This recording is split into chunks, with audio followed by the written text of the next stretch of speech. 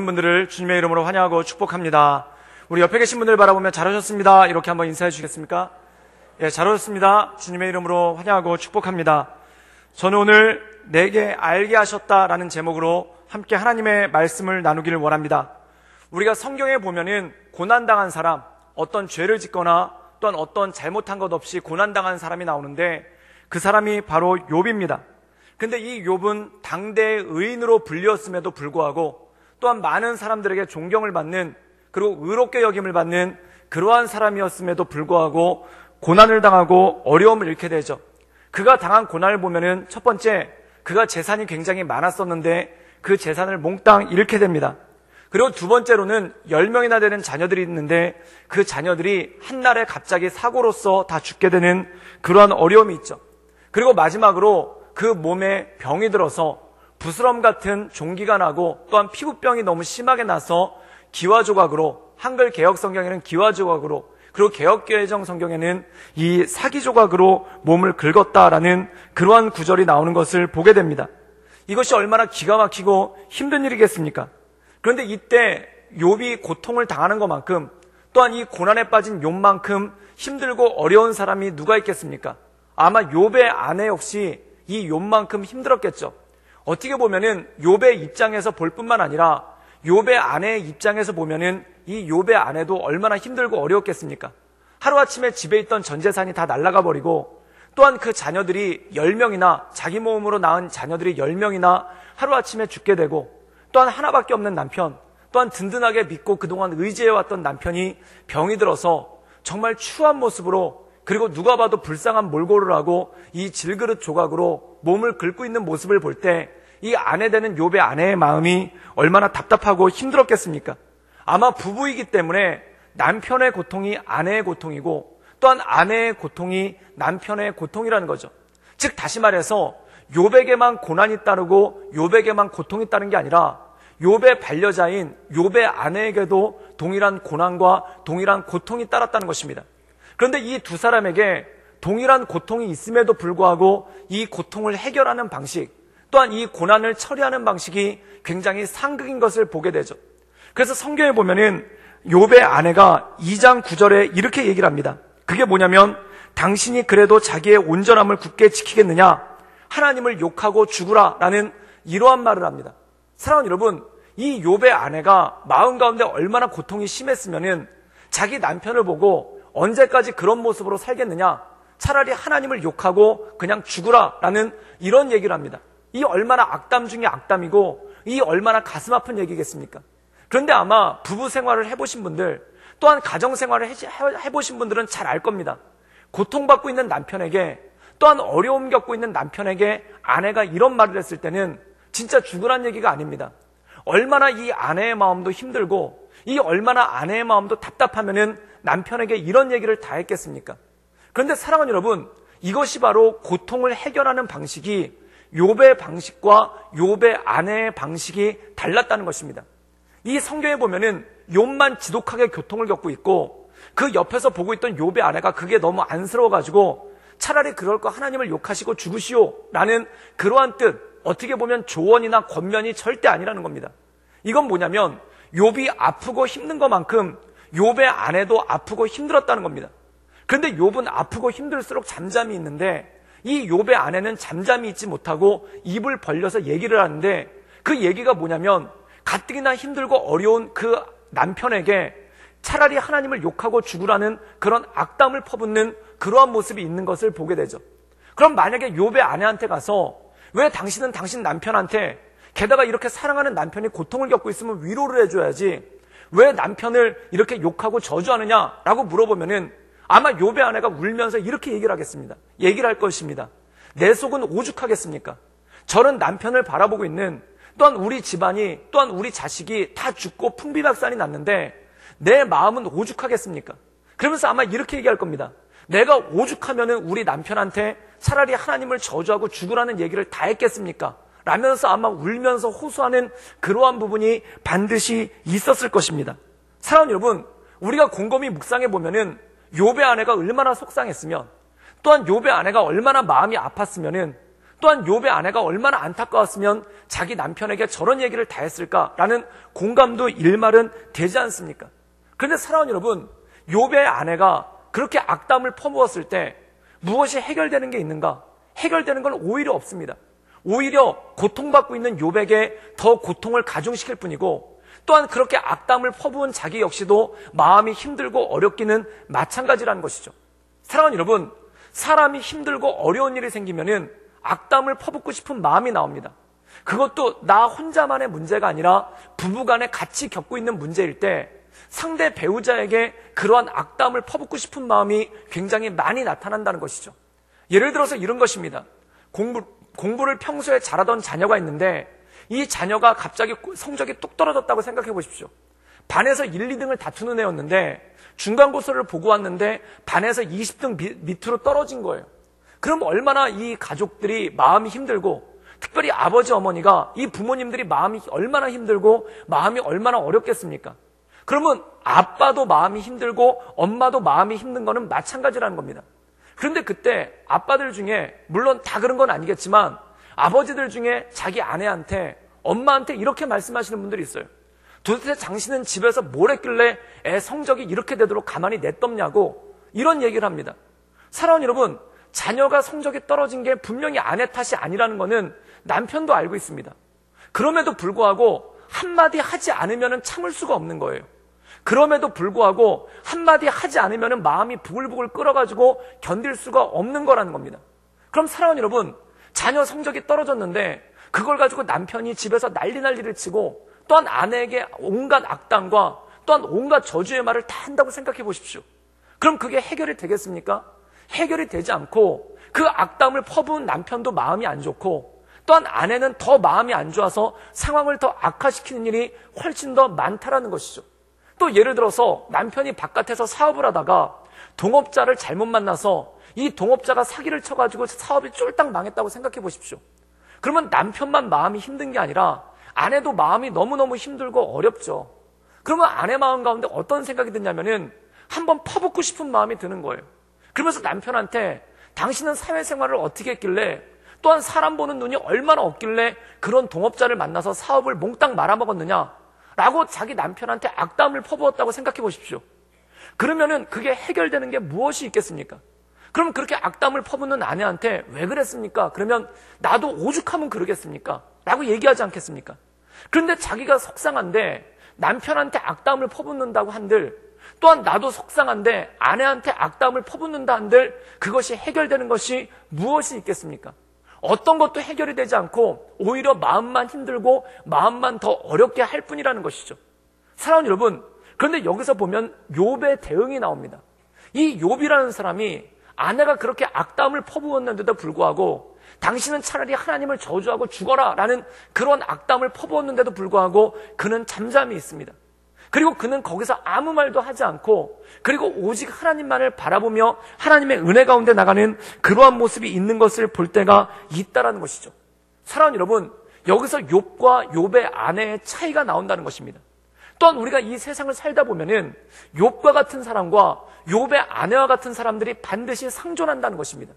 가족 공동체에서 어려움을 당할 때 욥처럼 잠잠하게 하나님을 바라보는 사람이 있는 반면 욥의 아내처럼 자기 남편에게, 또한 가족들에게, 자녀들에게 악담을 퍼부어야지만 직성이 풀리는 사람이 있습니다.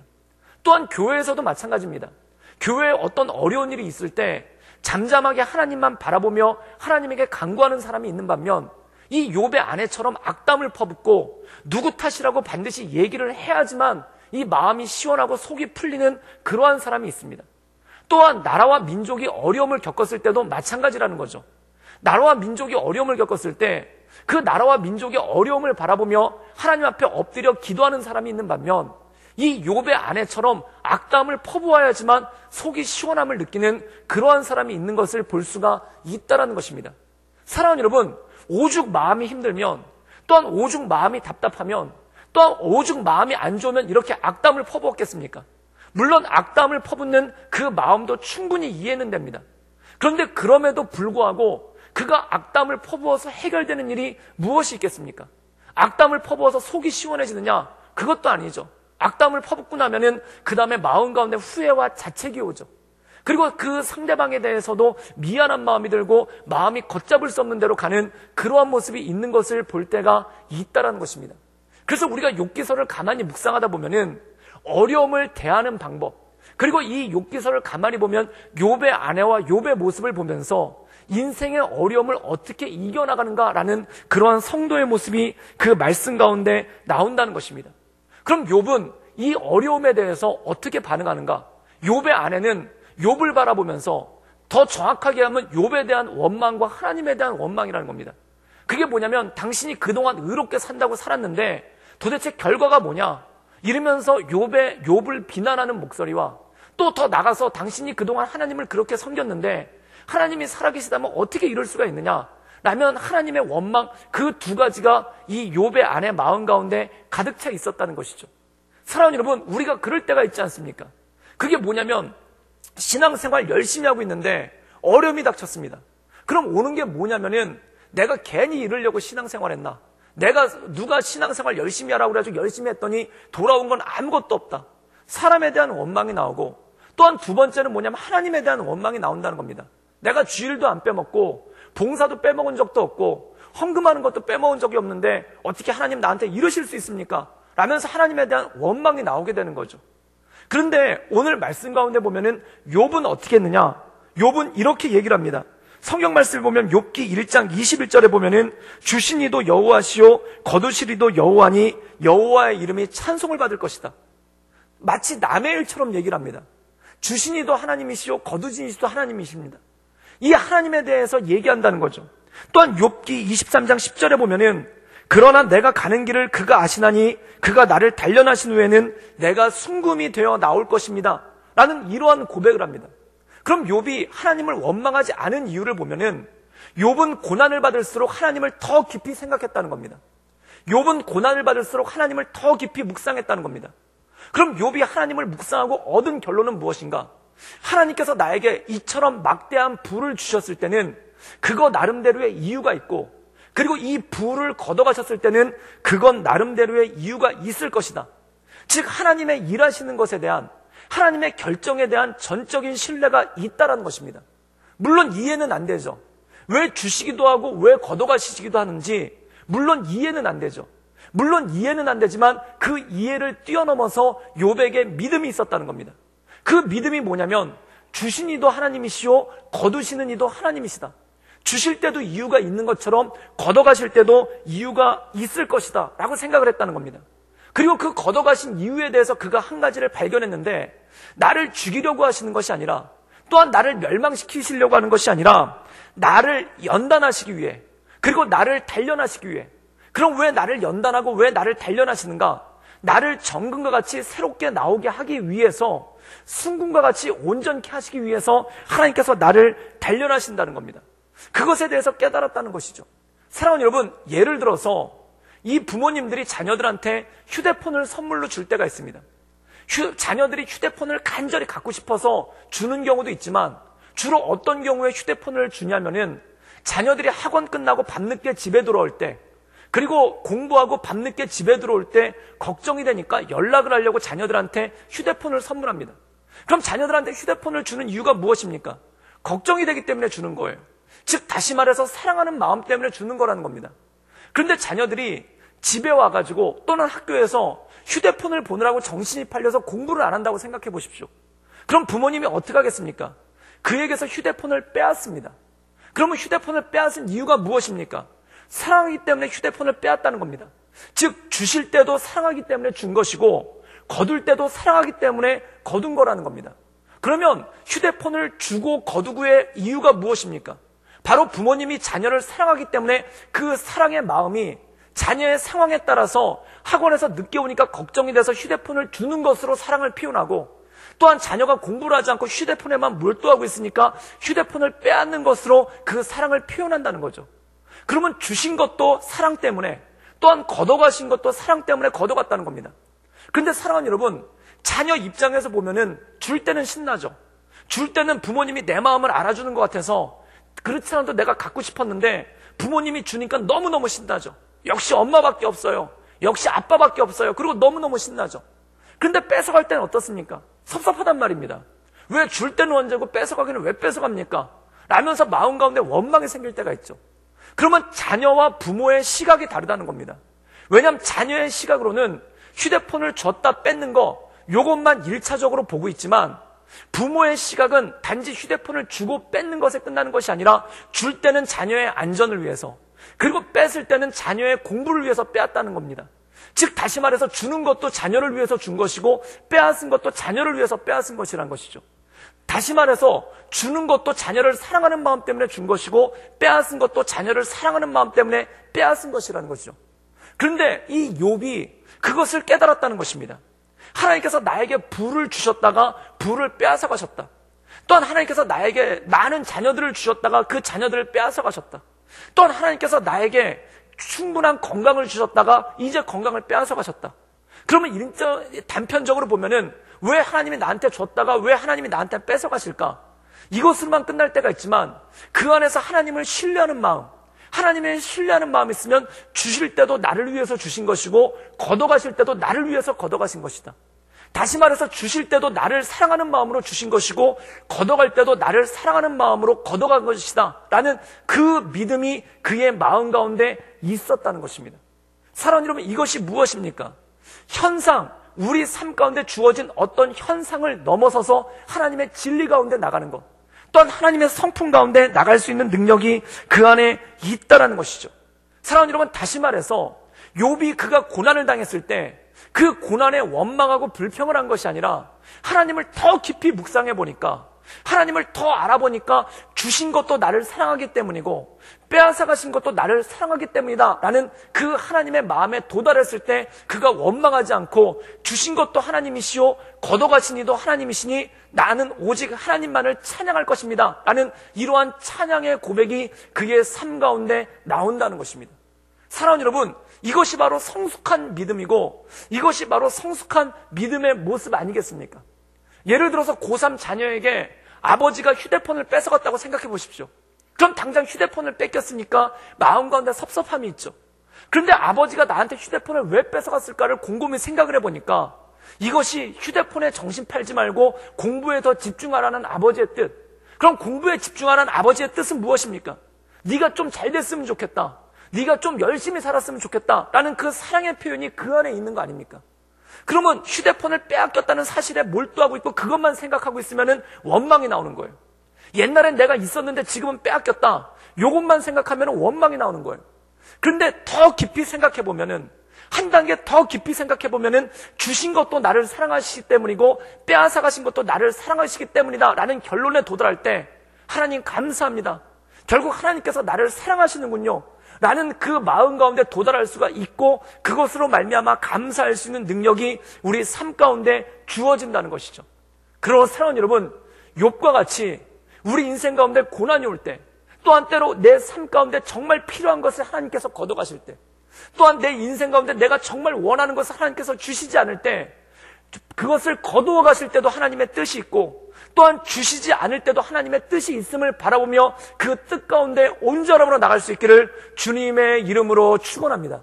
그 하나님의 뜻에 가까이 나가는 것, 그 하나님의 뜻 가운데 우리가 온전함으로 나가는 것이 무엇이냐면 그것이 바로 성숙한 믿음이고 성숙을 향해서 나간다는 것입니다. 사랑하는 여러분, 자녀가 철이 안 들으면은 줄 때는 신나고 빼앗을 때는 그것 때문에 울고불고 난리를 칩니다. 철이 안 들면 그러는 거예요. 그런데 철이 들면 어떻게 합니까? 줄 때도 의미가 있고 빼앗아갈 때도 의미가 있다는 걸 알기 때문에 그 의미를 깨달으려고 노력하고 그 의미를 알았을 때 감사하고 즐거워할 수 있는 능력이 있다는 것이죠. 그럼 사랑하는 여러분, 성숙한 믿음이란 무엇인가? 또한 성숙한 신앙이란 무엇인가? 뭐 하나 주어졌을 때 좋다고 하고 뭐 하나 빼앗겼을 때 그거 가지고 울고불고 하는 것이 아니라 주신 것도 하나님의 뜻이고 걷어가신 것도 하나님의 뜻이라면 내가 하나님의 뜻을 더 알기 원합니다. 내가 하나님의 뜻 가운데 더 나가기를 원합니다 라고 기도하며 간구하며 나가는 우리 모든 성도들 되시기를 주님의 이름으로 축원합니다. 그래서 전도서에서 이 솔로몬은 이렇게 얘기합니다. 그 말씀이 무엇이냐면 너희는 기쁜 날에 하나님을 찬양하고 즐거운 날에 하나님을 찬양하고 공고한 날에 깊이 생각하라 라고 말씀하고 있습니다. 이것이 무엇입니까? 우리 삶 가운데 하나님께서 무엇을 걷어가셨을 때, 또한 우리 인생 가운데 어떤 고난과 고통이 있었을 때 그것 때문에 울고불고 원망하기 이전에, 물론 신앙이 초보였을 때는, 신앙이 어린아이의 신앙을 가졌을 때는 울고불고 난리를 칩니다. 그러나 우리가 좀 더 성숙한 신앙으로 나간다면, 또한 욥과 같이 좀 더 성숙한 신앙으로 나간다면 그 고난의 때에 한 번 더 생각해보고, 또한 그 고난의 때에 깊이 하나님을 묵상하고 예수 그리스도를 묵상을 통해 나에게 이러한 고난을 주신 이유가 무엇인지, 그리고 결국 이 고난을 주신 건 역시 하나님께서 나를 사랑하시는 사랑의 표현인 것을 알기 때문에 하나님께 감사하며 나갈 수 있는 힘과 능력이 주어진다는 것이죠. 사랑하는 여러분, 결국 우리의 신앙이라는 것이 무엇입니까? 이러한 성숙을 향해서 나가는 것이 바로 온전한 신앙이고 온전한 능력이라는 것이죠. 오늘 말씀 가운데 보면은 엘리사라는 선지자가 나옵니다. 그런데 이 엘리사라는 선지자를 통해서 하나님께서 성숙한 신앙이 무엇인지, 그리고 우리에게 이 시대 가운데, 그리고 우리의 삶 가운데 진정으로 원하는 신앙이 무엇인지를 우리가 이 말씀을 통해 살펴볼 수가 있다는 것입니다. 우리 함께 열왕기하 8장 11절에서 12절까지의 말씀을 우리 함께 읽도록 하겠습니다. 우리 다 같이 읽겠습니다. 시작.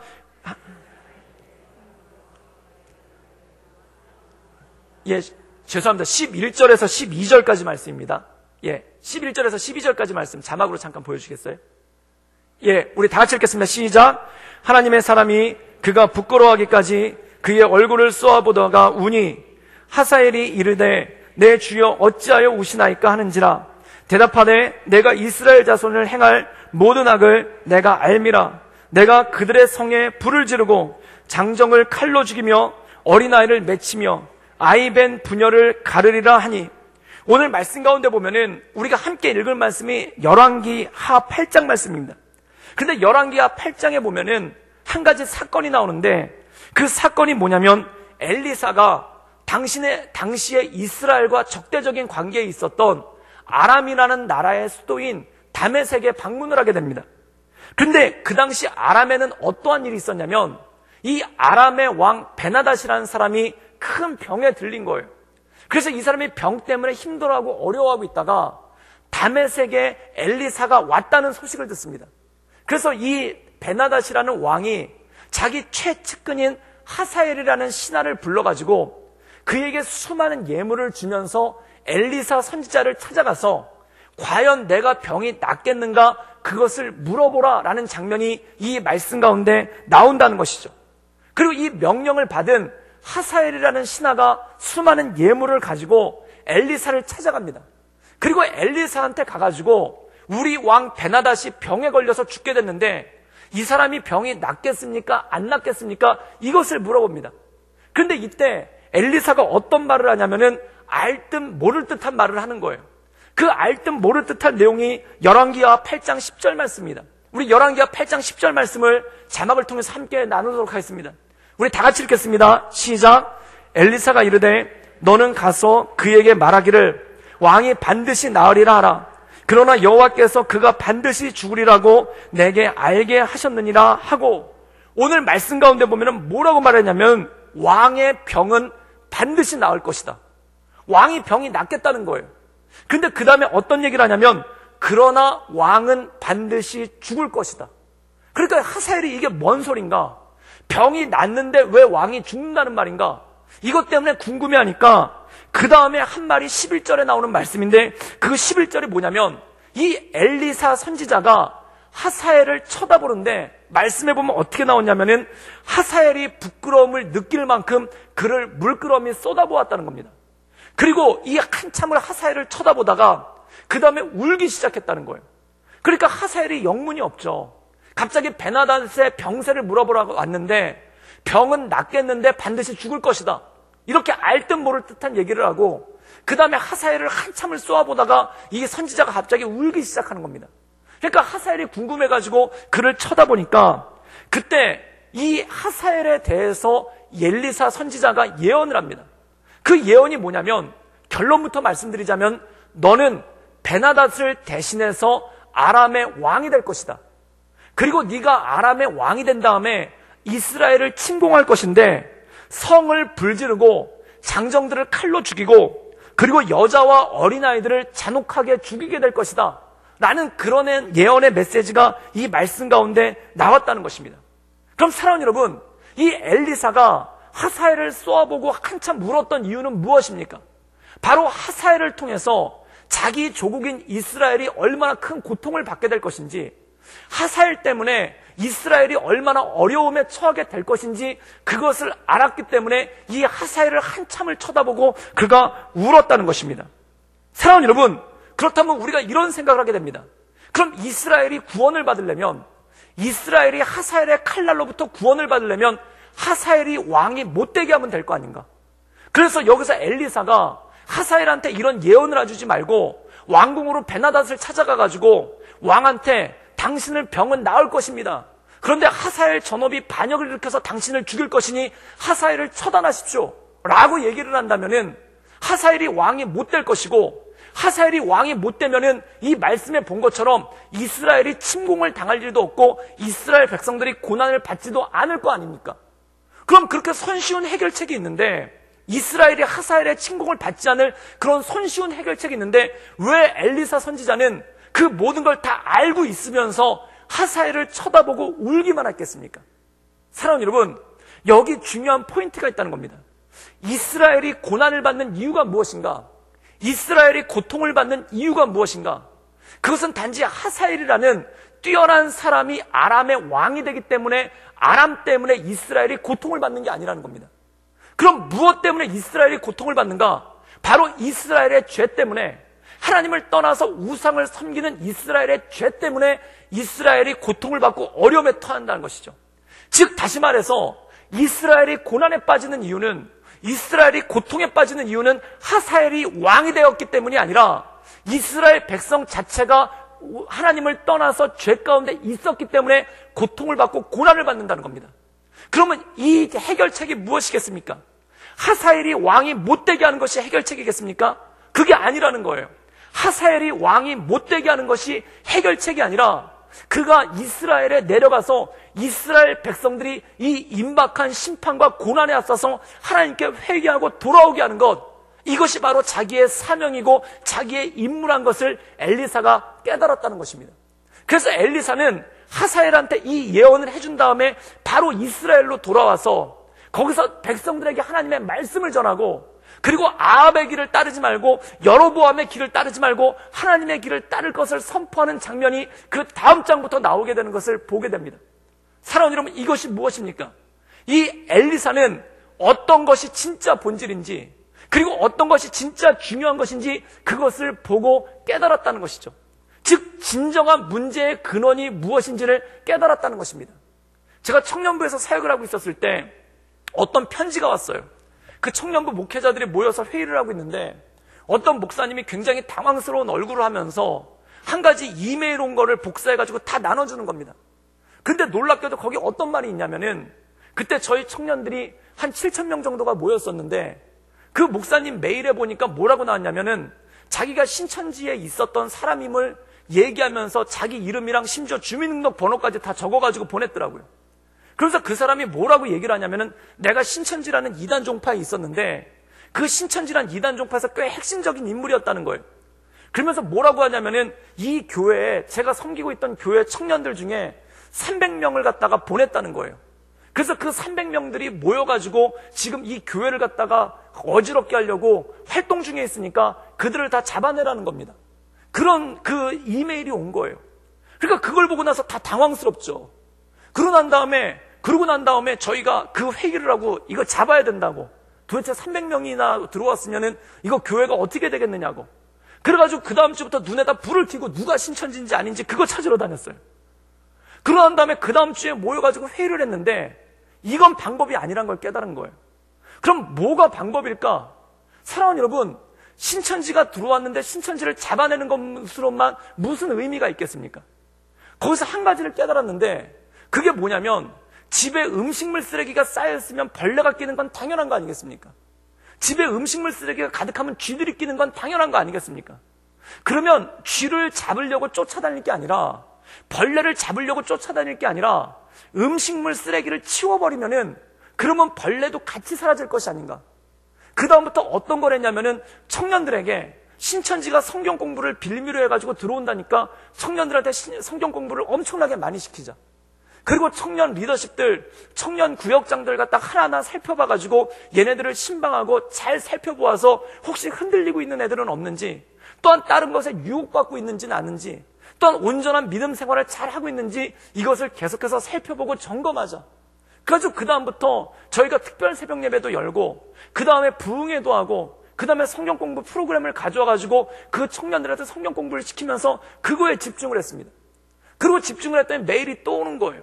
그 메일이 또 왔는데 뭐라고 또 보내냐면은, 왜 신천지가 당신네 교회에서 버젓이 활동을 하고 있는데 왜 잡을 생각을 안 하느냐, 왜 딴짓만 하고 있느냐, 그러면서 또 촉구하는 듯한 메일, 자기가 답답해서 견딜 수가 없노라고 그러면서 메일이 온 거예요. 그래가지고 제가 거기다가 답장을 대신 보냈어요. 너 누구냐 이렇게 보냈어요. 도대체 이유가 뭐냐. 근데 한 가지 깨달았던 사실이 뭐냐면, 교회에 이단 종파가 들어와 있는 게 문제가 아니라 진짜 문제는 뭐냐면 우리가 말씀 가운데 온전히 서 있지 못하는 게 문제라는 겁니다.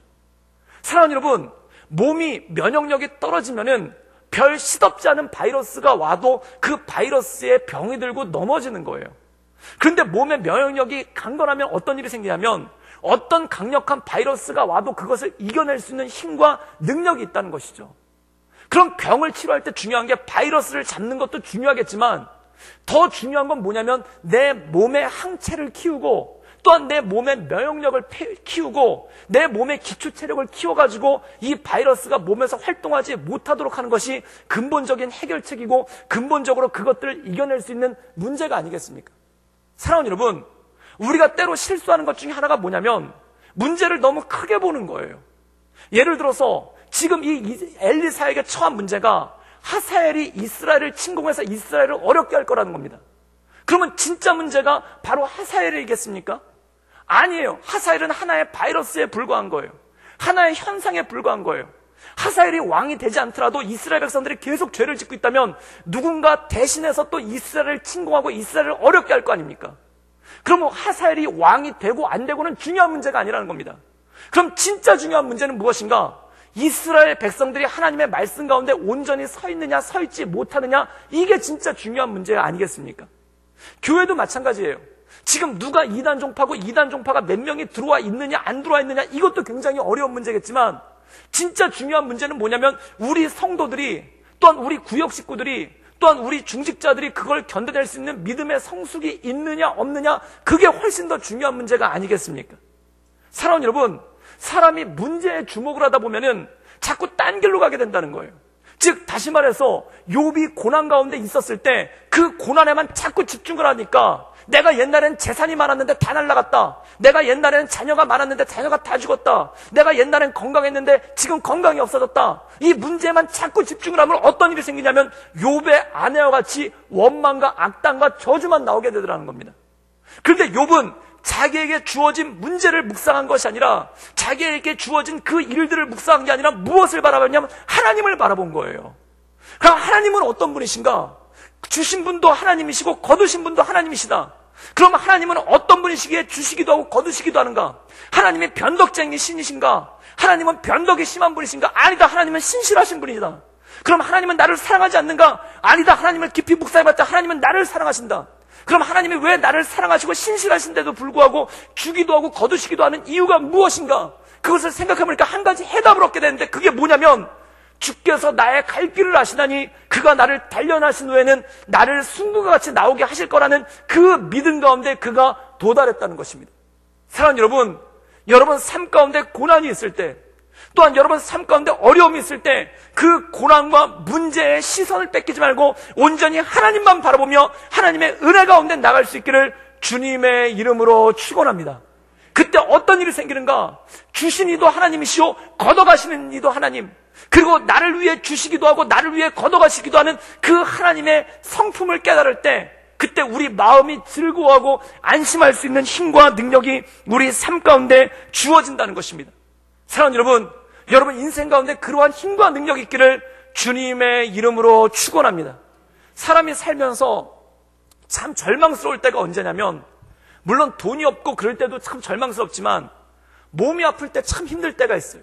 이 몸이 아플 때 참 힘들 때가 있어요.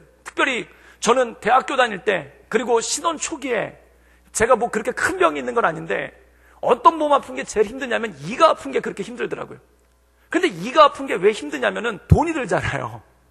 감기는 걸리면은 가서 약 사 먹고 뭐하고 그러면 10,000원이면 끝나는데, 그리고 어쩔 때 뭐 악으로깡으로 버티면은 어떻게 낫기라도 하는데, 이는 한번 아프면은 방법이 없잖아요. 치료를 받아야 되는데 그 없는 살림에, 제가 그때 교육전도사로 사역할 때인데 그때 사례가 15만 원이었습니다. 근데 치과에 갔더니 이 이를 갖다가 금리로 바꾸는데 얼마가 드냐면은 45만 원이 든다는 거예요. 이게 석 달치 월급이에요. 석 달치 월급. 그러면 이거 가지고 얼마나 막막하고 이거 가지고 얼마나 힘듭니까? 그럼 어떻게 해가지고 돈을, 그것도 꾸깃꾸깃 모여가지고 이를 하나 치료를 했어요. 근데 제 입안에 이가 하나만 있으면 얼마나 좋겠습니까? 제가 한 채 28개나 있어요. 그리고 잠재적으로 하나 치료받고 큰돈 썼다 그러고 있는데, 그 다음날 아침에 일어났는데 또 다른 이 하나가 욱신욱신거리는 거예요. 그러면 정말 눈물 납니다. 이건 또 얼마짜릴까? 이건 또 얼마짜릴까? 그리고 처음에는 진통제도 먹어보고 이도 깨끗이 닦아보고 그리고 그쪽으로 안 씹어보고 버텨도 봐요. 근데 나중에 너무 아파가지고 버티지를 못하겠는 거예요. 그럼 또 가요. 그럼 또 여지없이 45만 원. 이러면은 마음이 아파서 힘든 게 아니라 사는 게 고달퍼져요. 아파서 힘든 게 아니라 사는 게 힘든 거구나. 그까지 금리 2개에 막 인생의 절망을 느껴요. 그러다가 의사 선생님이 임플란트 하셔야 되겠는데요? 그러면은 세상이 끝난 것 같아요. 그건 300만 원. 그러면 진짜 세상이 끝난 것 같아요. 근데 여러분, 몸이 아플 때 그럴 때가 있어요. 근데 제가 곰곰이 생각을 해보니까 이가 아프면은 빼서 안 끼우기라도 하면 어떻게 살기라도 하잖아요. 근데 무릎이 아프면 어떻게 하겠습니까? 어깨가 아프면 어떻게 하겠습니까? 허리가 아프면 어떻게 하겠습니까?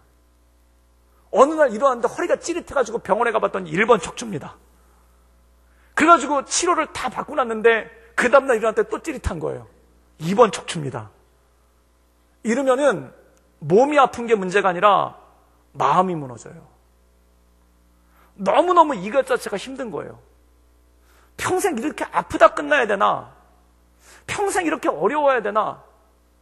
그래서 어쩔 때는 몸이 아프면은 아침에 일어나가지고 어떤 집사님이 그런 얘기를 하더라고요. 세수하다가 허리가 찌릿하니까 순간 겁이 나기 시작하면서 세상이 다 무너지는 것 같더라는 거예요.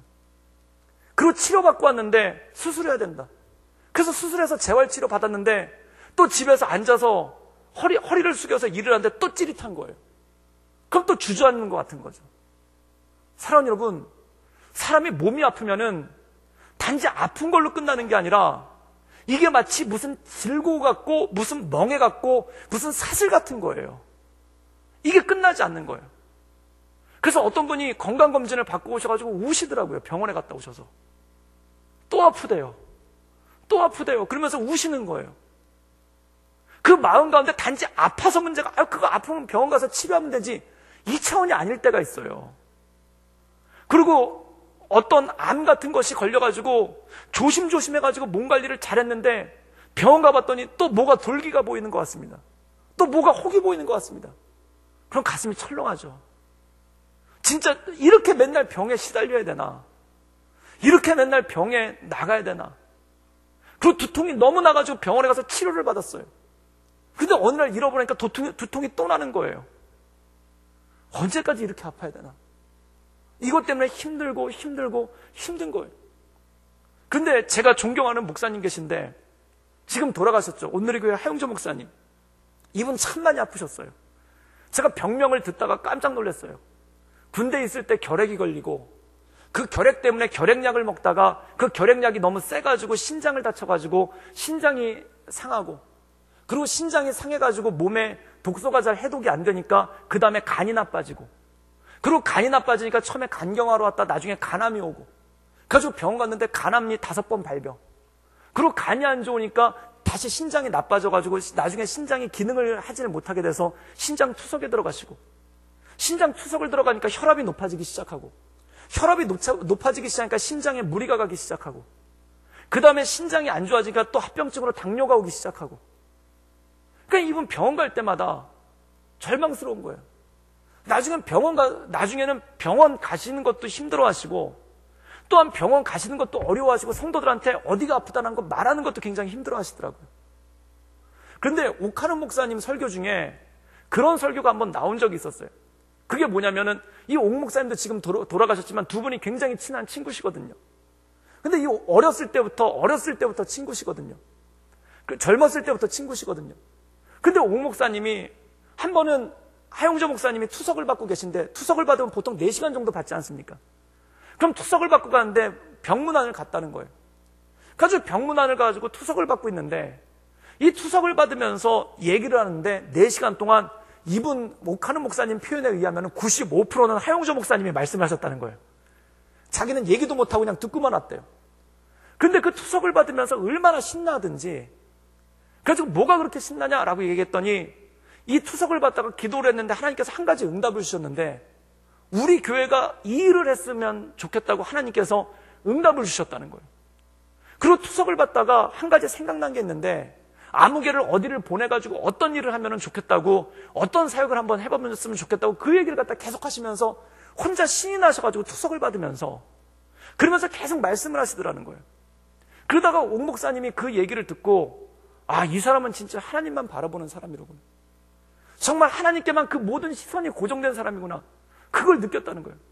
몸이 그렇게도 아픈데 마치 어린아이가 장난감 받고 좋아하는 것 마냥 신나가지고 성경에 있는 얘기를 하고, 어제 내가 말씀을 읽다가 이거를 깨달았는데, 어제 내가 기도를 하다가 하나님이 이런 응답을 주셨는데, 내가 어제 우리 목회자들이랑 얘기를 하다가 이런 사역을 하기로 했는데 그게 너무 좋아가지고 그걸 얘기를 안 하고 견딜 수가 없어가지고 투석받는 4시간 내내 그 말씀을 하시더라는 거예요. 그래서 그때 한 가지 알았던 게 뭐냐면, 이분은 병을 바라보는 사람이 아니라 하나님 바라보는 사람이구나. 이분은 병에 주목하는 사람이 아니라 자기 인생의 문제와 자기 인생의 고난에 주목하는 사람이 아니라 하나님 바라보는 사람이로구나. 사랑하는 여러분, 우리 인생 가운데 이 하나님 바라봄이 있기를 주님의 이름으로 축원합니다. 이사야 40장에 보면 이런 말씀이 나옵니다. 장정이라도 쓰러지고 소년이라도 피곤하다는 거예요. 먼 길을 걸어야 되는데 길을 걷다가 쓰러지지 않을 사람이 어디 있습니까? 길을 걷다가 피곤하지 않을 사람이 어디 있습니까? 그런데 그 피곤한 길을 걷다가, 야, 이거 언제까지 이 길 걸어야 되나? 언제까지 이 길, 지금 다리가 끊어지는 듯 아픈데, 지금 도저히 힘들어서 못 걸어겠는데 언제까지 이 길을 걸어야 되나? 이렇게 길을 바라보는 사람은 힘들어서 못 걷는다는 거예요. 그런데 누가 이 길을 걸을 수 있는가? 오직 여호와를 앙망하는 자, 여호와를 바라보는 자는 새 힘을 얻으리니 그가 독수리 날개치며 올라간 같을 것이요, 그가 걸어가도 곤비치 않을 것이며 그가 다른 박자라도 피곤치 않아야 할 것이다. 어떤 자가 그 길을 끝까지 걸어갈 수 있느냐? 그 길을 바라보는 사람이 아니라, 내 길이 얼마나 남았나 그 길을 바라보는 사람이 아니라 하나님을 바라보는 사람, 하나님에게 주목하는 사람, 하나님에게 집중하는 사람이 이 인생의 길을 피곤치 않고 곤비치 않으며 끝까지 걸어갈 수 있는 능력이 그에게 주어진다는 것입니다. 사랑하는 여러분, 욥이 고난의 길을 끝까지 걸어갈 수 있었던 능력이 무엇이었겠습니까? 그는 고난을 바라본 것이 아니라, 그에게 주어진 고통을 바라본 게 아니라 하나님을 바라봤기 때문에, 그가 하나님을 바라봤기 때문에 그 고난의 길을 끝까지 걸어갈 수가 있었던 능력이 있었던 줄 믿습니다. 엘리사도 마찬가지인 거예요. 지금 우리나라가 어려움에 처했는데, 지금 우리나라가 저 하사엘이라는 사람이 왕이 되면 우리나라를 침공하고 우리나라가 어려움이 올 텐데 어떻게 할 것인가? 그 어려움에 주목한 것이 아니라 하나님을 바라본 거예요. 그럼 어떻게 하면 내 길을 걸어갈 수 있을까? 어떻게 하면 나에게 주어진 이 삶의 길을 걸어갈 수 있을까? 하나님을 바라볼 때. 그래서 엘리사가 내려와서 하나님의 복음을 전하고 그것 가운데 자기의 온 정신, 죽을 때까지 이 이스라엘의 회개를 위해서 기도하며 나가는 그러한 놀라운 능력이 있는 건 아니겠습니까? 사랑하는 여러분, 참 세상이 시끄럽습니다. 세상이 정말 시끄럽습니다. 정말 세상의 모든 것이 문제입니다. 정치도 문제고 경제도 문제고 사회도 문제고, 정말 세상이 어떻게 되려고 이런지 모르겠습니다. 그러나 이럴 때일수록 하나님만을 바라보며 나갈 수 있기를 주님의 이름으로 축원합니다. 많은 사람들이 시선을 그곳에 뺏겨서 마치 욥의 아내처럼 하나님에 대한 원망과 세상에 대한 원망으로 가득 차 있을 때 하나님만 바라봄으로, 주신 이도 여호와시오, 취하신 이도 여호와시오. 주께서 우리의 달려갈 길을 하시나니 주께서 우리를 연단시킨 후에는 정과 같이 나가게 하시겠다는 이 하나님을 묵상함으로 이 길을 걸어갈 수 있기를 주님의 이름으로 축원합니다. 그래서 이럴 때일수록 교회가 더 주께로, 이럴 때일수록 주의 백성들이 더 주님만을 바라보는 그러한 모습들이 이 모든 어려움들을 이겨나갈 수 있지 않겠습니까? 그리고 또 하나, 내 인생의 문제 앞에, 내 인생의 고난 앞에, 내 인생의 어려움 앞에 오직 하나님만을 바라보며 나갈 수 있기를 주님의 이름으로 축원합니다. 다른 것에 시선 뺏기는 것이 아니라, 다른 것에 내 시야를 뺏기는 것이 아니라 오직 하나님만 바라보며 독수리 날개치며 올라온 같은 믿음. 이 엘리사는 하사엘이 문제다, 하사엘을 바라본 게 아니에요. 하나님을 바라본 거예요. 하나님, 내가 어떤 일을 하시기를 원하십니까? 그의 사명, 이스라엘이 회개할 때까지 주 앞에 엎드려 기도하며 나갔던 것, 이스라엘이 회개할 때까지 주 앞에 그의 인생을 다하여 복음을 전했던 것, 그것이 바로 그의 달려갈 길이고 그의 사명이지 않았겠습니까? 사랑하는 여러분, 저는 우리가 이 모든 사명을 잘 감당할 수 있기를 주님의 이름으로 축원합니다.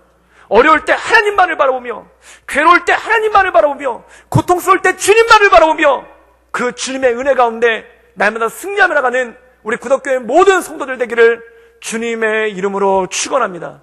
함께 기도하시겠습니다. 이 시간 함께 기도하며 나가기 원하는 것은